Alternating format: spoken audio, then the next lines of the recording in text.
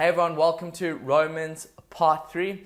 This is a really exciting couple of chapters, Romans 9, 10 and 11. And we're looking at Romans 9, which is quite an interesting chapter. But in actual fact, if you scope out, it's actually quite easy to look at what Paul is trying to say.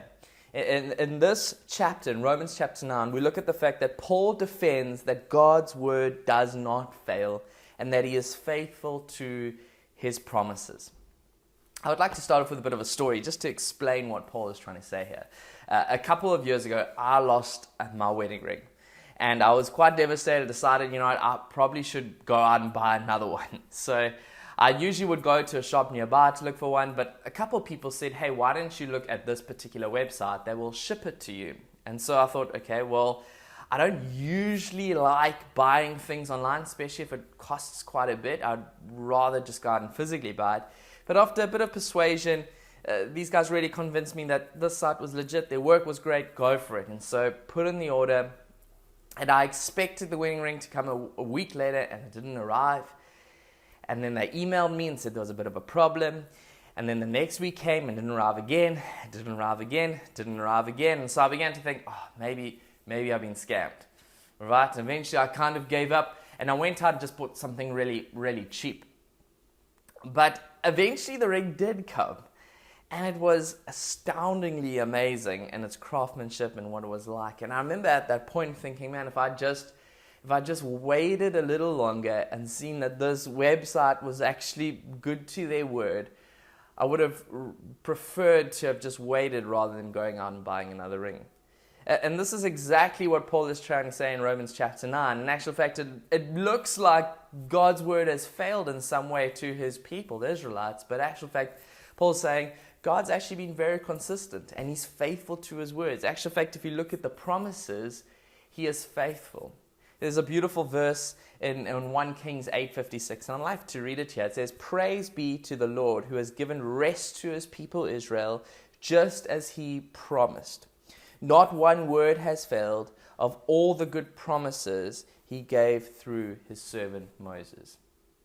It's a beautiful verse, looking at God is faithful to his promises. And sometimes, I don't know where you are in life, but sometimes we can look around, we can see where is God? What is happening right now? But in actual fact, Paul goes back throughout all of Israel's history, and he actually shows that God has been faithful every single step of the way, and he's just been consistent with how he works. And so we got to get in line with how he works. He is in control. We're not. We're the clay on the potter's workbench, and he is molding things according to his great plan. And so there are 3 points, and this is going to be a great discussion. The first one is this: faithfulness is a part of who God is. We have to recognize that God is faithful with his character, that he's faithful with how he works. And so faithfulness is a part of who God is. Secondly, Jesus Christ is faithful because he never changes. That's what Hebrews 13 verse 8 said. Jesus Christ never changes. The same today, yesterday, and tomorrow. He never changes. And so that we're inconsistent. We're changed all the time, right? If I don't have breakfast or a cup of coffee, you know that you can change, right? But in actual fact, God is consistent. He never changes. And so we have to put our trust and faith in him. Third one is this: Jesus Christ's promises about the future are faithful.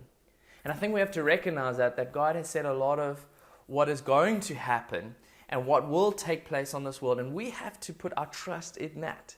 So a lot of the times we're not too sure how life will pan out, but we have to be sure that God knows exactly what happened. He sees the end from the beginning.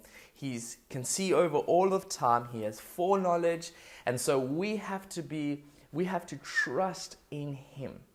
So I hope this has sparked a lot of conversation about God's faithfulness and his fulfillment of promises. We do realize that Romans chapter 9 is a little bit of a difficult chapter. And so what we'd love to do is that there is a link, if you would like a more in-depth podcast to some of the questions that might arise to this, and listen to that as well. So you'll see the link below. Have a great evening, and I hope you have a fruitful and interesting discussion around this topic. Cheers, everybody.